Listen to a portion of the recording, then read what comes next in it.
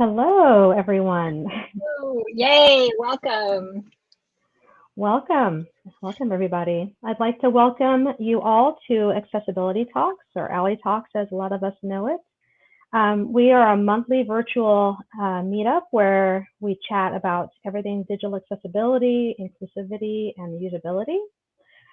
Each month, we invite a speaker to present a topic, and afterward, we invite the community to ask questions and participate in the discussion. So real quick, who am I? My name's Kat Shaw.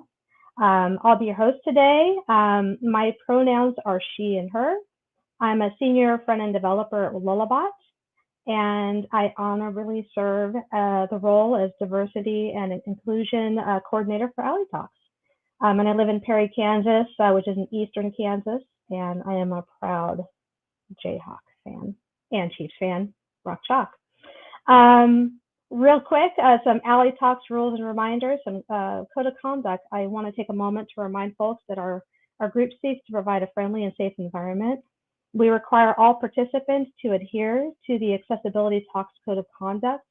This applies to all community interaction at events. This also applies to verbal questions as well as chat in text channels.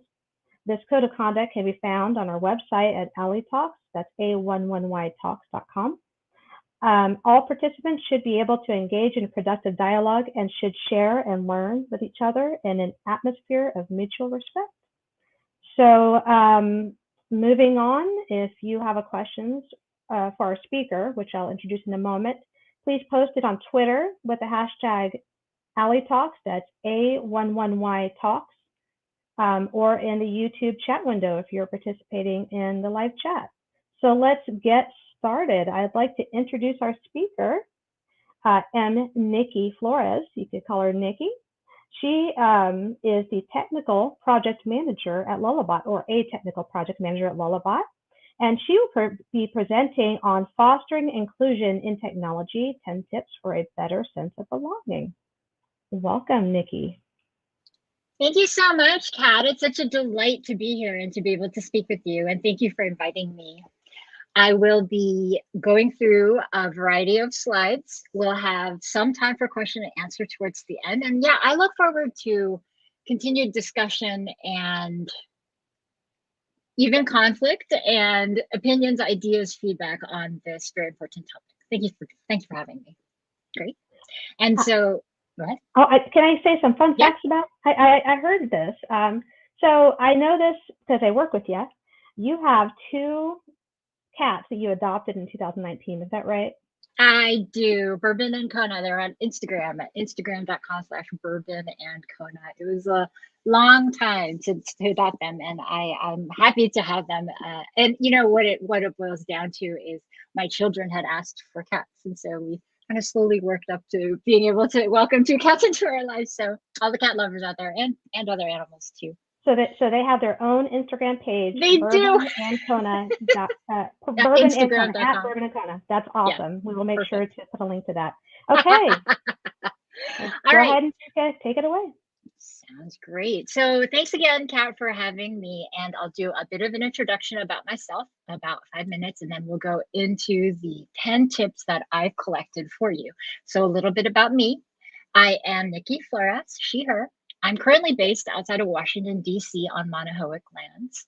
And a couple of acknowledgements from me. I'm speaking to you from the perspective of being a web developer. I've been in tech since 2004 and on Drupal, which is a content management system that Kat and I actually worked together on at our work at Lullabot. I've been on Drupal since 2008. And I recently moved positions from being a web developer to being a technical project manager. So being much more responsible for features, scope, discussions, stakeholder review, and deadlines and resourcing. And I joined Lullabot in 2019. I'm speaking to you now from the perspective of a university education. I got a bachelor's of science. I speak English. I am cis hetero. I am a married mother of 3.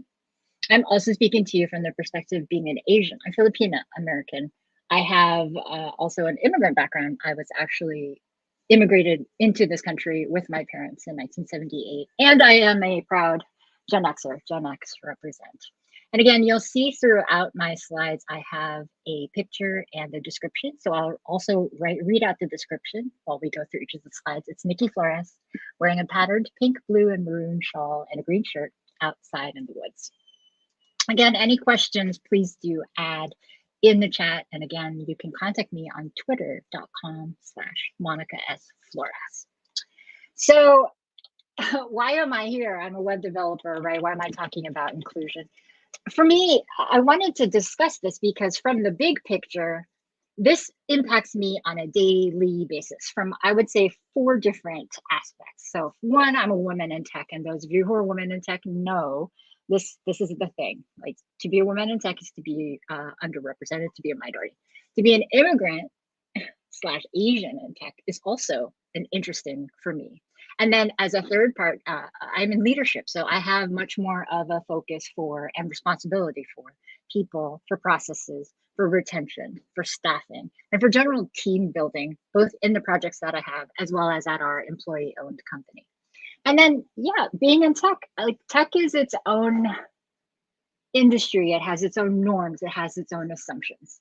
So I'll tell you a little bit about my background. I first had a job as a Braille music developer. I took manuscripts that were written in Braille music and how-to manuscripts and converted them to WinHelp. This is a documentation software back in the 2000s that allowed people to learn how to convert music into Braille.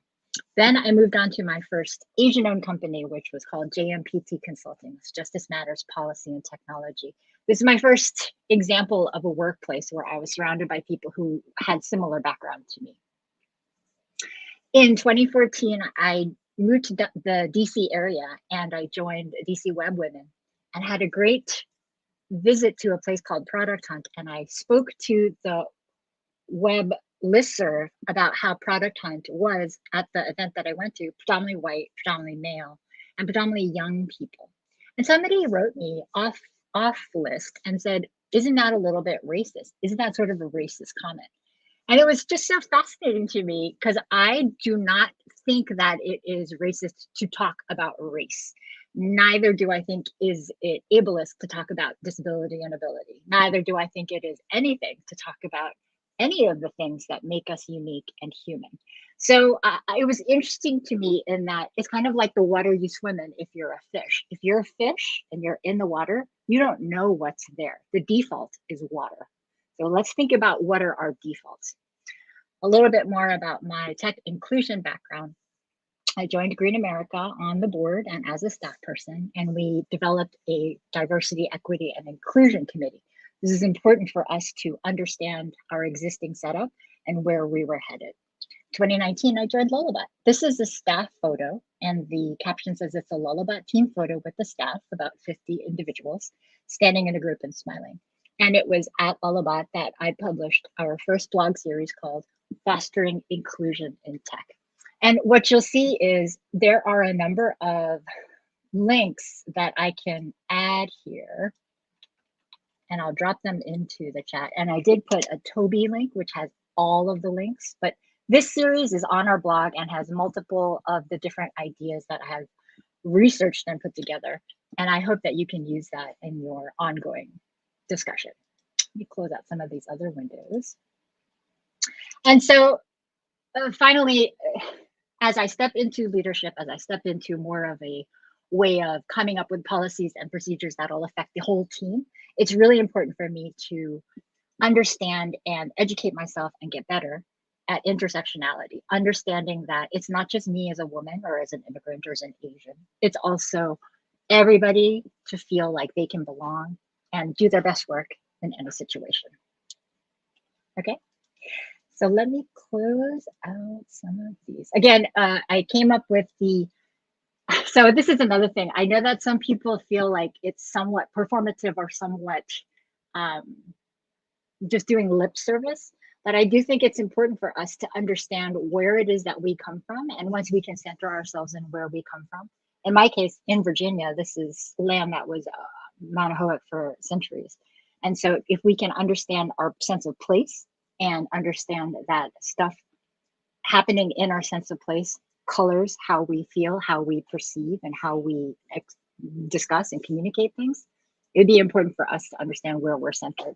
As my grandfather always says, if you don't know where you come from, you will not know where you're going. Okay, so we're going to go straight into the tips. All right, and this is good for us to just center ourselves on. Some baselines. Those of us who are in technology work to solve problems, and we typically work with multifaceted and diverse teams. So, raise your hand, thumbs up, thumbs down in the chat. You are working in tech. Your problems that you're solving for many, many different types of end users. So we have difficult, complex problems, web-based forms, accounting software, photography software, video, music, e-commerce. All of this goes to our end user. We have to be continuously aware of who our end user is. And I recommend we set a goal. We figure out what that goal is and we start to measure it. For example, Southwest Airlines, one of their target goals, the number that they track, the data point, is the number of on-time departures. So I encourage you to think about what is it that you have as your continuous goal and how do you measure it? And then, publish it, keep it internal, talk about it in your executive team or in your community or communications teams. Just have that be there. This fourth data point, I think that we all in tech who are working kind of continuously every day on this, we desire to be stronger and more empathetic communicators. We need to be able to communicate. And we want to foster diversity, equity, and inclusion across the organization at all levels, up and down and across, right? And the whole reason of this is because we want to make sure our people feel like they belong. Belonging is the underlying part of somebody's sense of self at work. And then we're all in progress. This is a work in progress. There is always a way to improve. I learned about a continuous improvement process called Kaizen, which is there isn't an end, it's just continuous improvement to make it better. So that's where we're sitting. This is where we're coming from this talk. And I'd ask you to keep in mind a couple of questions. One is, how do we foster that sense of inclusion? Do you have it currently at your work? On a scale of 1 to 10, where would you mark yourself? And then how would you think that other people on your teams mark themselves? Do they feel included? Do they feel like they belong? And then another question for us to keep in mind during this talk is, how do we allow for the different types of people who all have different abilities and skills, right? You may be very different from me. Kat has a totally different skill set than I do. But how do we all work together? And not only how do we work together, but how do we solve problems for the future? I encourage you to take a look at your list of people on your staff, because your future is built now. So who is representing, who is guiding, who is leading, and who is making decisions for your company? Not only that, who is missing from the room, whose voice is not represented? And if that voice isn't represented, why? Also, as we keep in mind these questions, understand what your number is, like what we talked about, and then understand what type of tracking mechanism you can use. It makes no sense for you to say, we want to get to this point, but not know where we currently are. We want to have data. We want to measure, and what we measure will improve. So let's figure out our data baseline situation and then move forward with that. Okay, so here are my top 10 tips. For those of you who just wanted to get the big picture view, we're going to spend about 3 minutes on each of these slides moving forward. 10 tips for a better sense of belonging. And these run the gamut, team. These run the gamut from easy to difficult. And there's a lot of interplay between each of these. Number one, if you could walk away from this talk, just increase the psychological safety at your team. 2, make the implicit explicit. 3, offer pronouns. 4, offer captions or subtitles. 5, switch out your beverages and snacks. This is a physical, easy to do thing for somebody who's just wanting to make one change. 6, we'll talk about hiring. That's actually going to be one of my biggest list of tasks for you. 7, go asynchronous. Think about ways that you can make your team be asynchronous. 8, talking about tag and being accessible. 9, investing in your people. And then 10, always be improving. My initial list had much more than 10. And I, again, encourage you to work with me. Here we are, here we stand. These are 10 tips, but there's probably another 90 tips that we could be talking about. And so let's just continue to do the work. All right. So now we're going to go directly into each of these tips. I wanted to start with the number 1 aspect, which was identified by Matt Westgate, Lullabot's founder. And he had said, 2 principles have been really important to me. One is aligning the company's goals with the team goals. That's been one thing.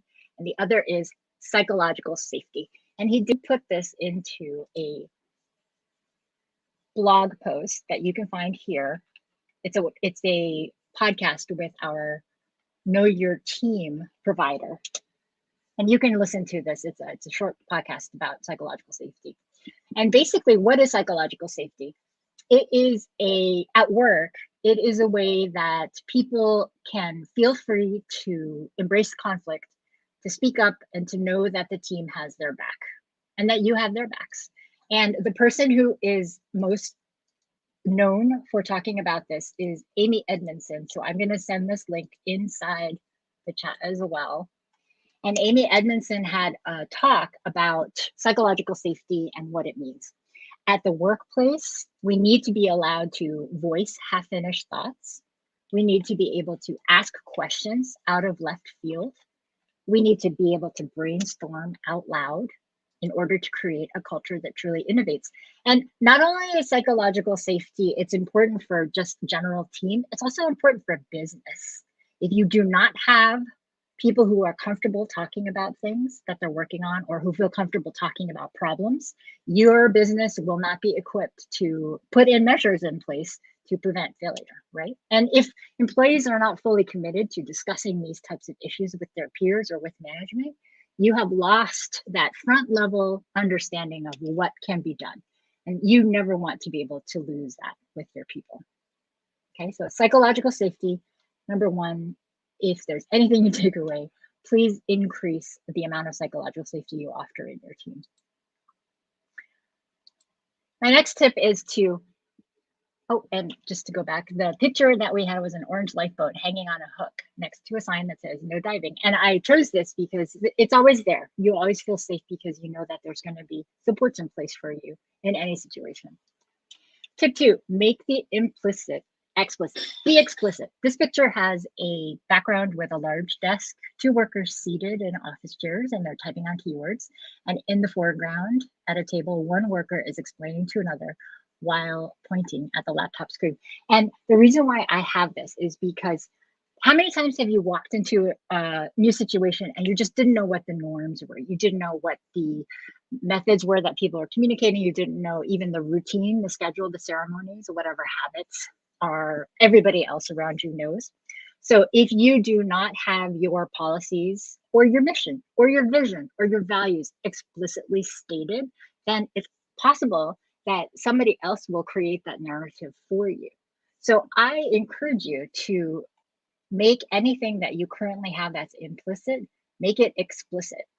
And I'll add a couple links that we show on our website. We post the Lullabot values directly so that people can see exactly what it is that we are talking about.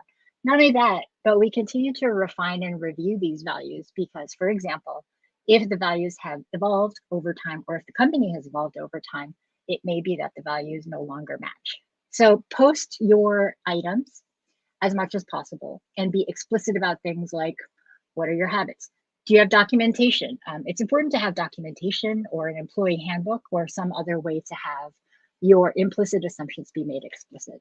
I also wanted to share some fun, maybe eye-opening Harvard tests online. You can take any of these tests and they basically help you figure out what are your basic kind of unconscious biases about what you think is. So I'm a tech worker, I'm a manager in tech, but do I fit the implicit bias of what a tech person looks like or a tech manager? You know, maybe, maybe not, depends on your background. If you believe that Asian women, immigrants, can become leaders, then yes. But if you don't believe that, then maybe might be a challenge. An easy tip 3, offer pronouns. This is a whiteboard with a rainbow dry erase marker letters that spell out, hello, my pronouns are. If you can see, even here in this talk, it's easy to add your pronouns to any situation. And why is this important? I know a lot of people are like, well, there's so many pronouns. Why should I? Why should I? One of the reasons we do things is because it's not just about us and our assumptions of what constitutes normal. It's like us, the fish swimming in the ocean. Oh yeah, of course, look at me. Of course I'm something. No, it's not about that. It's about creating an environment where everybody feels welcome and included and feels like they can share, if they choose, how they would like people to address them. It's just like somebody calling somebody by their given name. You call people the way that you want to call them. It's the golden rule. Treat other people the way you want to. I have some links here as well on how, for example, I use my pronouns in my email signature. So you can build this into your existing tools fairly straightforward. You can put it into your email signature like I've done here. You can put it into your Slack profile and or your Zoom profile. Okay, so you can add, and again, pronouns are, here's the little bit about pronouns. Why? Because it's important to make people feel like they can share those. Do I have to? No, you do not have to do this. It's optional. But are there tools? Yes, there are tools on where you can put that information. Thanks so much for the comments, everybody. I appreciate it. And I will be checking in on this. Okay, my 4th tip for you. Oops. Captions.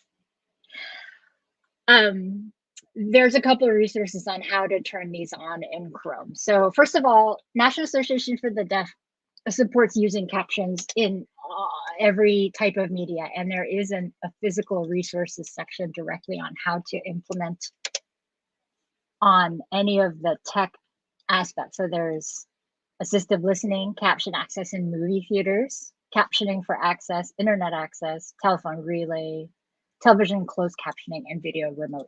So one thing that I think is really good is there are tools already for us to be able to use this. So Chrome actually already offers a live captioning. So if you can use the Chrome tool, implement that. There's instruction here on how to turn live caption directly onto. Not only that, but there's a number of other tools that already have this. I'll also share with you Zoom has information on how to turn on captioning for your Zoom. And Zoom also depends. The last time I looked, we had to do this was on otter.ai. This will help you with figuring out how to convert your text to speech. Okay. Not only that, I have used on Slack. This is fairly new. I don't know if any of the other folks have seen this, but there is a way for you to record in Slack. And as you can see here at the bottom, it auto captions your Slack video. So look into how to integrate captioning into your existing Slack.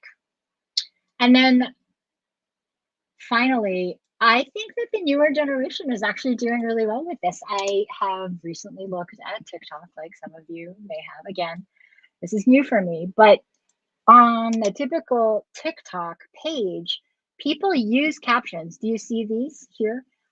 As a matter of course. So I think this is good. I would recommend you think about other people using your media and not necessarily using it with sound. This is black Scrabble tiles. Yes, spelling out the word caption on the Scrabble board. This is my Scrabble board for those of you who play. All right, moving forward. Some of this can be difficult, so I also think about what can you do to not have beer as your main organizing tool. Does your organization only focus on beer or alcoholic beverages? There are lots and lots and lots of other options. I've put in a link here for you to think about some other potential beverages. And I did not realize this, but again, not everybody drinks coffee and tea. We have coffee chat. We call it coffee chat, and not everybody drinks coffee. Not everybody drinks tea.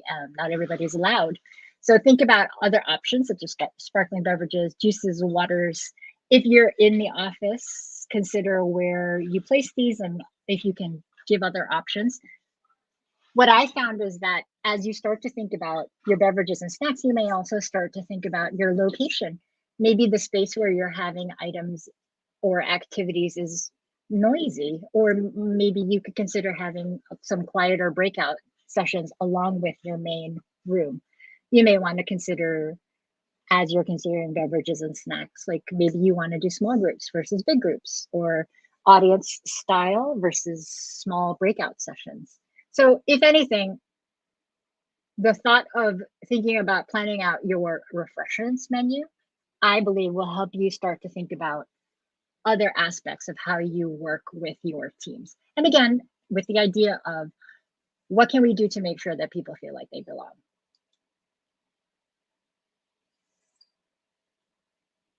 I remember going to an event and it was focused on like drinking beer with meeting the executive team and drinking beer. I was thinking, this may not be the best. Okay. Tip number 6, focus on fairness. There's quite a lot of text on this and I will go through it. This is a pile of coins in a miniature glass pot with 2 green shoots growing out of it. And in the background is a cactus in a clay pot. And the idea is that when we focus on the basics and being fair and treating others the way we want to be treated, our assets grow. So the website, the web page where I've put all of these are in lolabot.com's blog.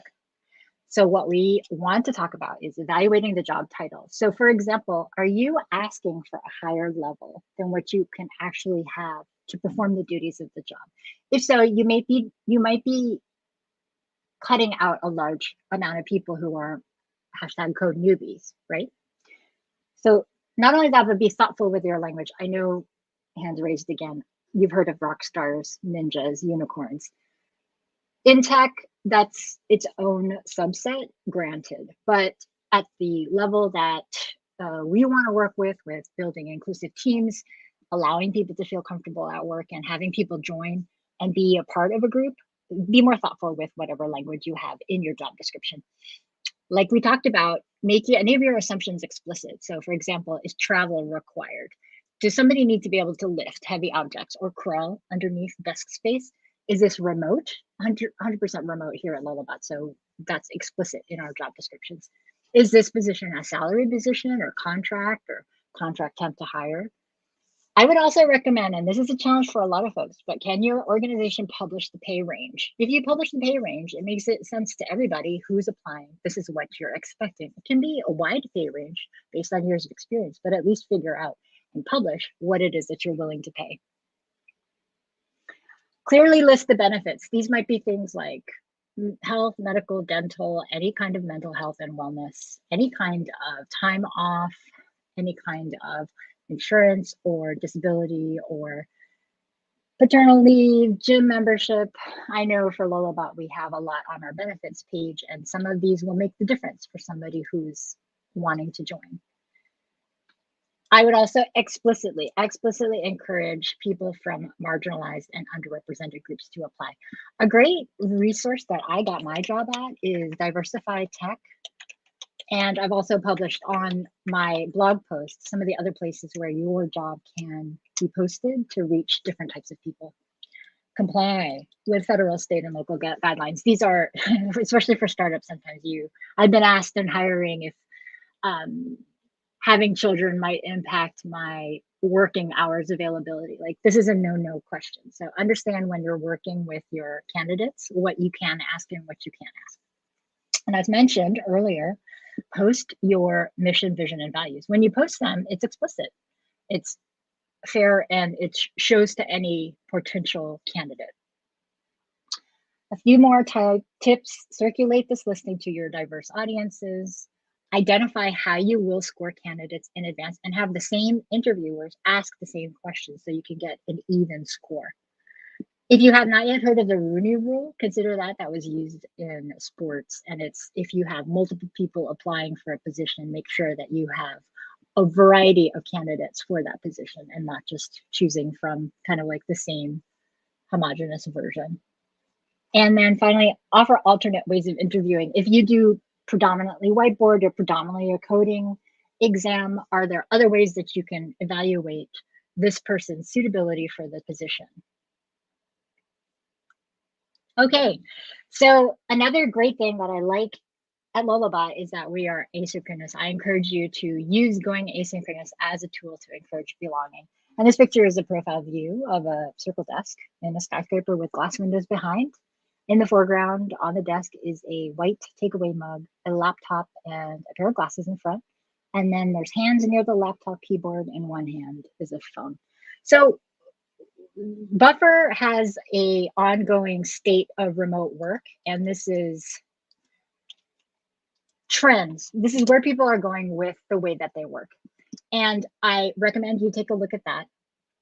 What we have found, and that we're a little bit ahead of, well, we like to think we're ahead of, is that we offer asynchronous by default for many things. And the reason why we want to do this is because we don't want to overschedule our team. So Lullabot, for example, we have 30 billable hours and then 10 additional hours for working on internal, contributing back to the community, working in Drupal, for example, for me, or working in the community. I would recommend you also figure out ways to itemize and routinize the tasks that are required to continue communication. So for example, we use Know Your Team, which is a tool that, for example, sends out a what are you working on every Monday morning and collects all of the responses and puts it back into the recipients. We also use that for scheduling one-on-ones. And they have a lot of pre-built templates for you to build one-on-one so that somebody, for example, who may not currently be trained as a manager can still have an effective talk with you. At Lullabot, we also have many scheduled and informal activities. So for example, we have scheduled talks, just drop-in support, advice, chat. We have a weekly team call. We have a town hall, which we talk with our leadership every month. We have also Serendipity, which is a small group call on Fridays, and that is randomized so that you're not necessarily only talking with people at your level or in your division, but you're randomly placed with other people inside the team. We also have many, many Slack channels, as well as a back-end blog with like a daily report where we can learn about financials, anything impacting the team.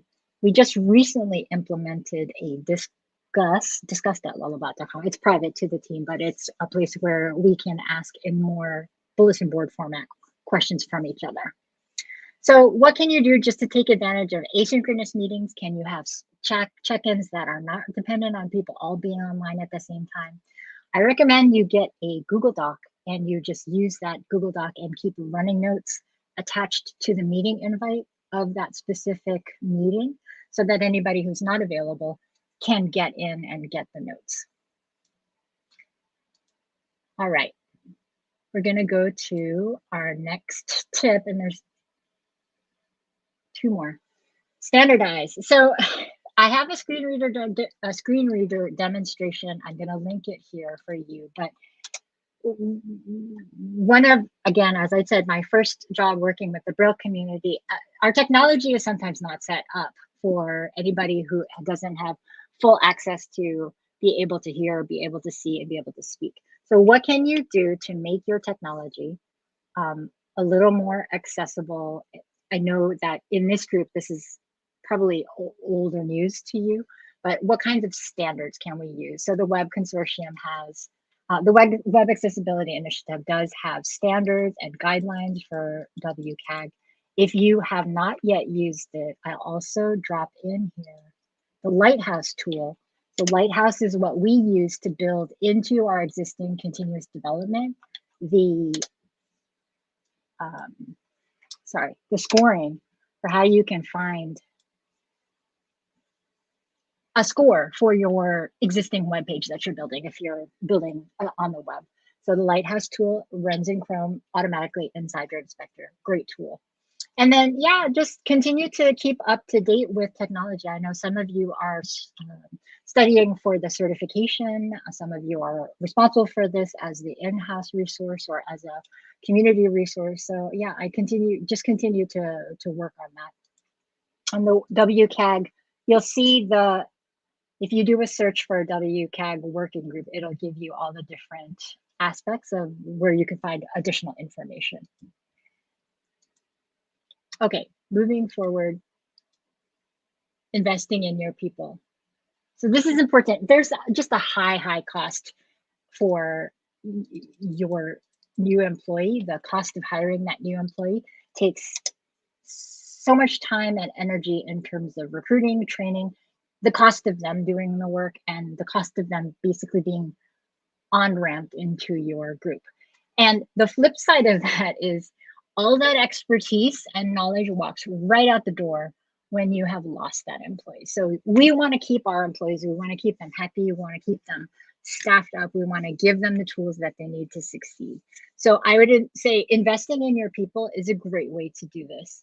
And in this slide, I do have a bouquet of flowers in pink with a white, purple, and red and greenery. And give your workers their flowers. Invest in their education. Give them a budget, if at all possible, to focus on continued skill development.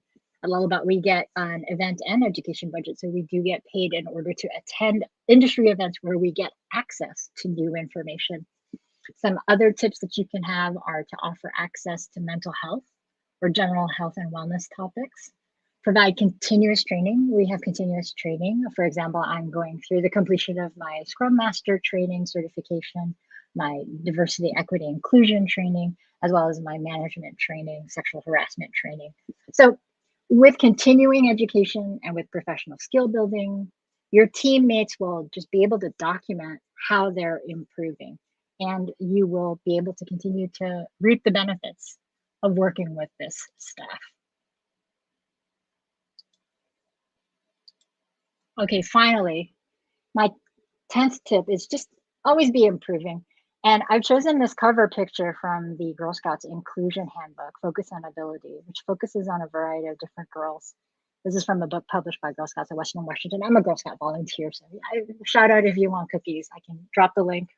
But if you see the image here, so often do we not get a chance to see ourselves represented, which is why it's important for me to be able to come and speak with you today.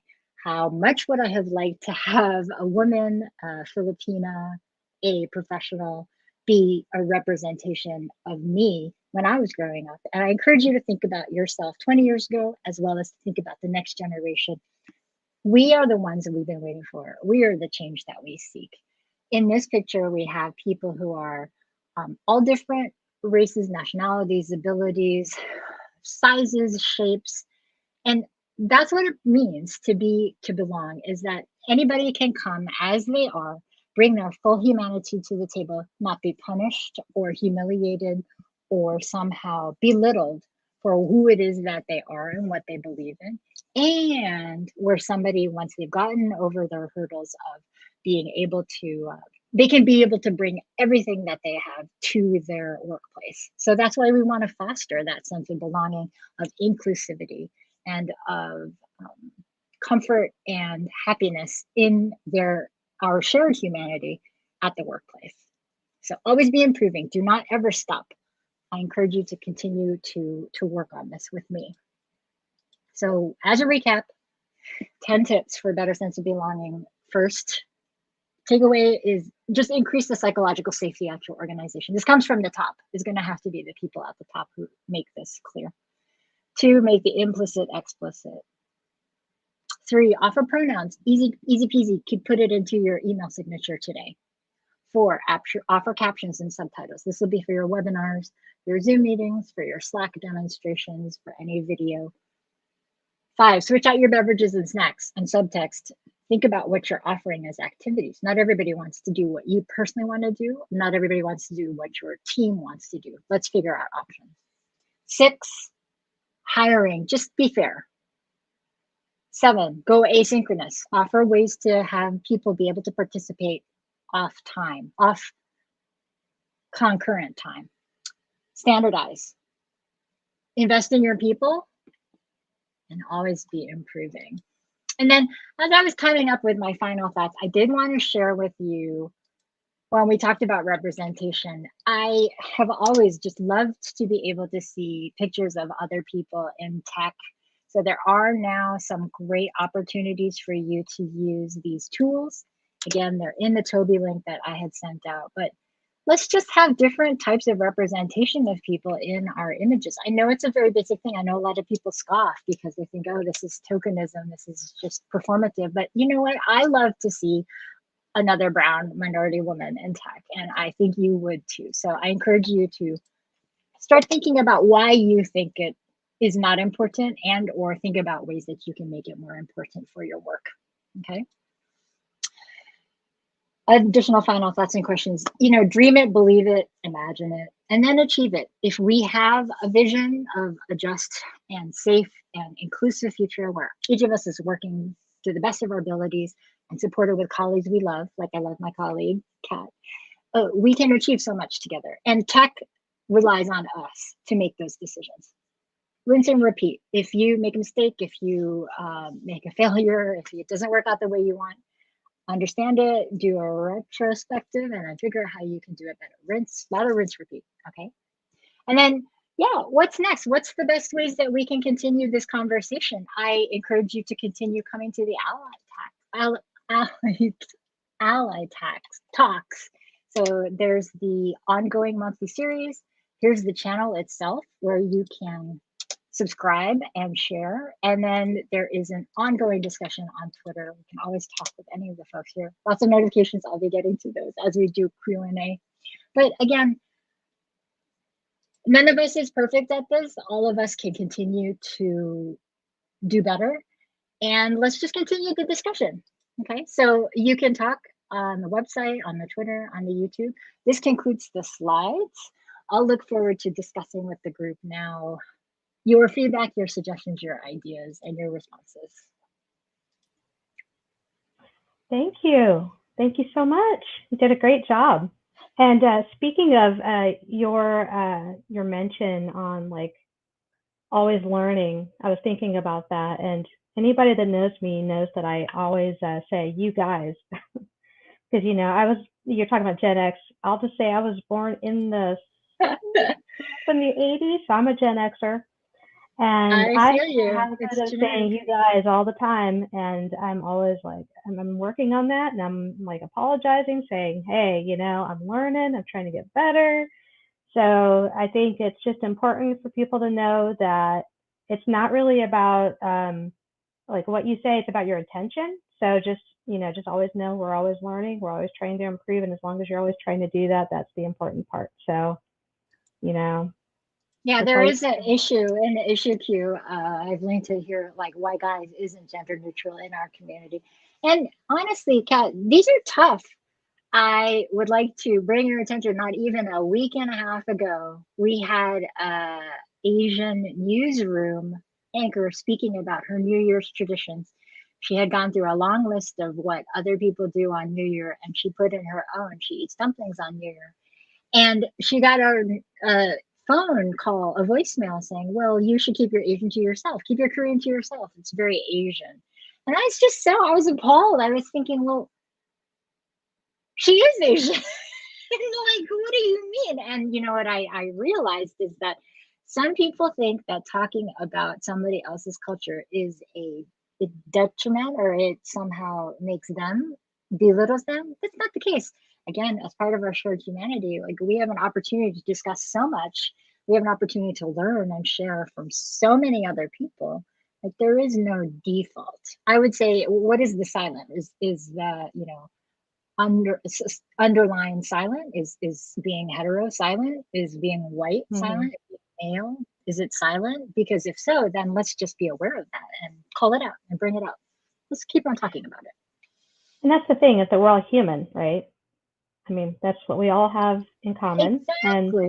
And the thing is, I'm a nerd. I'm biracial. I'm a woman. I'm an Air Force brat. I live in Kansas of all places. You are, like you said, Filipino. You are just an amazing woman. You are strong. you have been working in tech for quite a while. You are just so knowledgeable. And I think it's really important for people to understand that people are just so different. Everybody's unique. Just because I have my background, you have your background, somebody with the exact same demographics is not going to be the exact same. Yes, and the why this is important is at work we may have a subset of people making decisions on behalf of the organization, and so that's the main thing. Like, for example, is your hiring team all male? Mm-hmm. It might be the case that due to seniority or due to circumstance or experience, people are all of a certain type, and I would question who's not in the room, who's not at the table, whose voice is not represented. Let's just make sure that we have that viewpoint, because again, we become a stronger company when all of us bring all of our viewpoints to the table. We can identify issues earlier and we can come up with a better end project or product. Absolutely. And I think it's important for us, as being people that are multicultural, much like different races and stuff, like to let people know it's okay to have conversations. And it's one of the questions: how can we have productive, respectful, and same discussions about race? What would be your answer to that kind of question?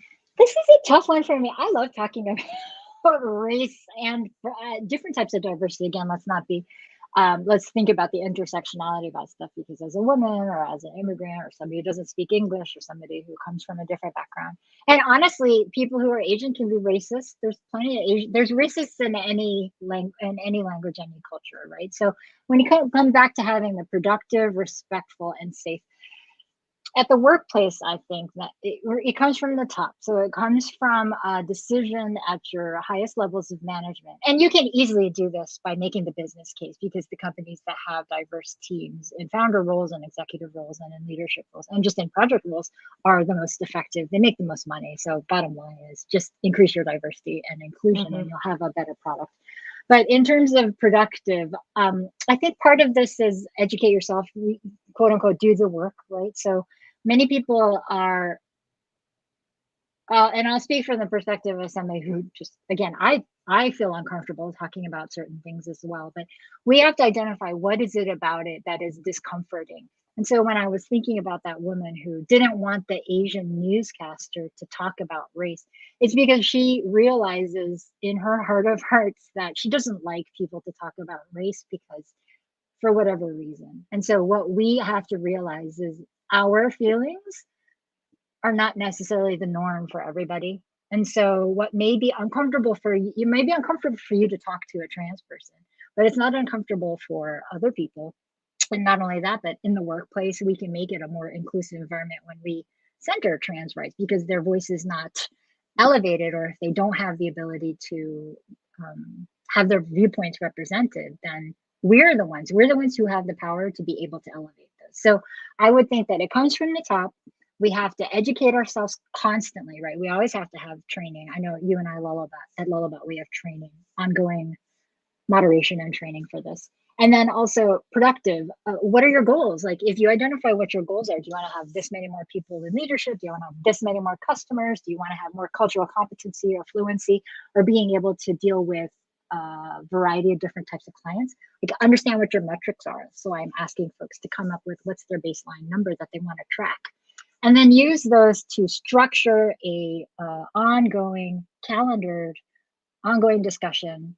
For example, at Lullabout, we have an inclusion and equity working group. We have a structure in place because we have recognized that this is important and that we want to continue making forward strides. It's uncomfortable. And people need to be able to lean in. But at the end of the day, Kat, it will be people in leadership, and it will be people who are in the majority at your company who will be able to continue this conversation. Yeah, and I think that's one thing you and I talked about. I mentioned at one of our retreats, is that I think a lot of people, I've heard, your role is to educate people, and it's like, no, my life is like, not no, you to can't go be a and front end dev. My life is to live, and if I want to talk to people and just live my life and educate, that's great. But my role is not to go. I wasn't born to go and speak at schools about being who I am. if I want to go and do it, that's great, but that's not why I was born. So it's important to know the difference between the two. That's great. There's plenty. Reading New York Times had a big long reading list. You can find resources. Do not expect the people in the marginalized or the underrepresented groups in your midst to become your personal educator or your person who hypes you up or helps you feel better about yourself. This is common in the United States, particularly, is that people feel very fragile. There's actually a term for that. So if we can continue to push through that and understand that true ending of whatever structural racism, whatever structural institutionalized systemic processes are in place, it comes down to individual decision making and then making decisions on a greater scale. And so that's the other thing, like we talked about, Kat, you and I are the fish in the water and we swim in the default majority culture, right? And so assumptions might be made that don't take into consideration your viewpoint or my viewpoint. So as a great example, is it important to have a diversity and equity and inclusion page? For a lot of people, it's trigger words. It's, well, we don't want to have that because that's kind of fake or it isn't really important. And, you know, to me, that's one of the first pages I look for on a company. So if you personally don't think it's important, I would encourage you to potentially ask other people in your team or other opinions, because your opinion is not the only opinion. Similarly, the types of activities you offer, the types of questions you ask, the types of onboarding you have, can you make it more inclusive by offering a variety? So written and video, audio and an interactive exercise, small group and breakout and, you know, audience related. So just the idea that there's a spectrum of ways that people learn and interact, and what can we do to reach people where they are. And speaking of the spectrum, if we talk about just like inclusion, and we're not just talking about race and you know, brown and black people, the quote unquote, we also talk about you know, gender equality and everything. Got a good question. What should we do if we accidentally use the wrong pronouns for someone? There's also a related question, and I'll just say it's mine, concerning pronouns. What's the difference between she and her and she and they? I see that the pronouns, and I was embarrassed to ask that question, but I'm going to just say that I asked it. So I think there's places where you could ask questions like too afraid to ask. Well, I mean, personally, for me, if you make a mistake, it's just like if you pronounce somebody's name wrong, or if you don't get it right on the first time, just repeat or correct yourself and move forward. Like, just don't. Blair Imani has a Smarter in Seconds, which I will link in the comments, but she breaks this down. But don't make it a big performative, oh, it's all about me. Like, your focus should be on making sure that everybody feels comfortable. People make trip ups, everybody makes mistakes. Let's continue forward with, I apologize, I called you the wrong pronoun. I'll call you, make it better. I'll think more of it moving forward. So to answer your question as well, she, they, people are allowed, it is not permission based, but you can use whatever pronoun best suits you. And so you can share that, you can choose not to share it in your situation. If you have listed, if somebody has listed she, they, then it's expected that you could call them either. You could call them she, you could call them they, depending on what they have mentioned. So that's good. I think what it boils down to is let's meet people where they are. It's like what I said about calling people by their name. Don't make up a name for somebody because you don't want to pronounce their full name. Don't make up a workstation for somebody because you think they should be doing it a certain way.